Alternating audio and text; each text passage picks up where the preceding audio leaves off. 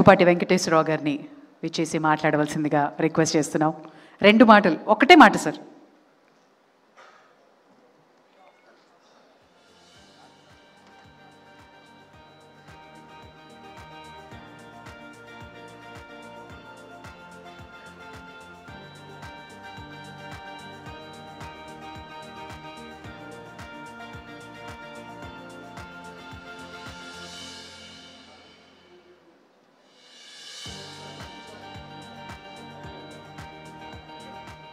మాట చెప్పవద్దని చెప్పి అంటున్నాడు బాలయ్య.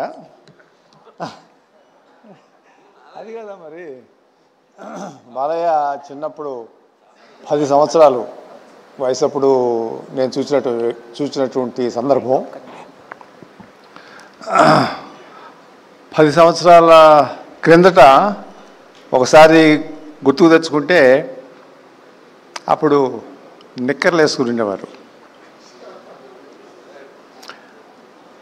నిక్కర్లు బ్లూ నిక్కరు, బ్లూ టెల్లిన్ షర్టు, బ్లూ నిక్కరు, తెల్లగా ఉండి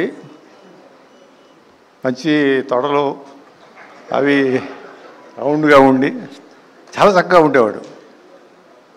ఇంకా గుర్తు ఏంటంటే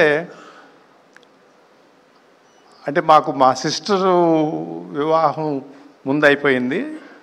అప్పటి నుంచి నేను ఆ ఇంట్లో వస్తూ పోతూ ఉన్నటువంటి సందర్భం. తర్వాత 79లో మా వివాహం అయింది. తను 10 సంవత్సరాల అప్పుడు నేను చూసినటువంటి బాలయ్య ఒక ఆయా ఉండేవారు. ఆయా పేరేంటి బాల నాకు తెలియదు. ఆయాకి దాదాపు 45-50 సంవత్సరాలు ఉంటుంది. పెద్ద ఆవిడ బాగా చూసుకుంటూ ఉండేది. బాలయ్య ఆ ఆయాను పట్టుకుని నువ్వు సత్యభామని నేను శ్రీకృష్ణుడు అని చెప్పి శ్రీకృష్ణుడు డైలాగ్స్ అన్నీ ఆ సత్యభామని చెప్పేసేసి ఆవిడ వెనకమాల పడతా చూశాను నేను.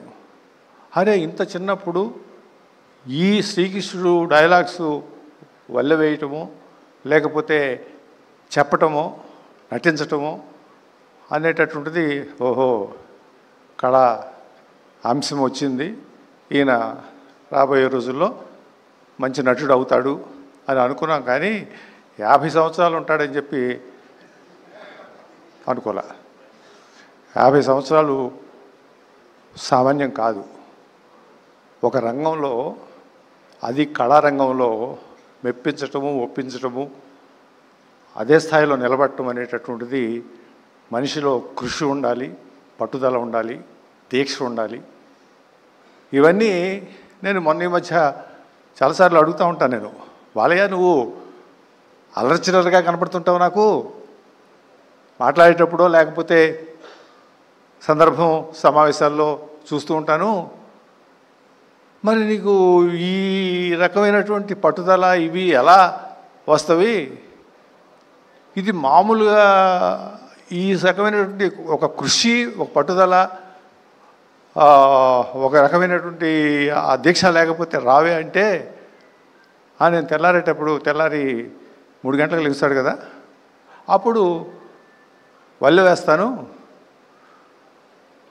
మరి ఎక్సర్సైజ్ అవన్నీ ఉన్నాయి కదా అంటే బాత్రూంలో పోయినప్పుడు కూడా వేసేస్తాను అంటాడు.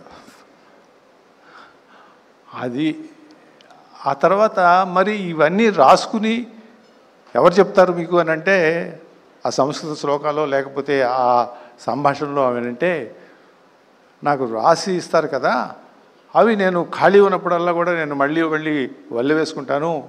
ఈ వల్లె వేసుకోవటం అనేటటువంటిది 50 సంవత్సరాలు చేయటం అనేటటువంటిది చాలా గొప్ప విషయంగా నేను నాకున్నటువంటి అనుభవంతో నేను ఒక జీవితం చూశాను కాబట్టి తప్పకుండా ఈ ఒక కృషి అనేటటువంటిది, ఒక పట్టుదల అనేటటువంటిది, ఒక దీక్ష అనేటటువంటిది లేకపోతే ఇది సాధ్యం కాదు. చాలామంది చెప్తారు కదా సినిమాల గురించి, ఏది నరసింహనాయుడు లేకపోతే ఈ మధ్య వచ్చినటువంటి అఖండ, మిగతావి లెజెండో ఏదో చెప్తూ ఉంటారు. నాకు నచ్చినటువంటి చిత్రం గౌతమిపుత్ర శాతకర్ణ.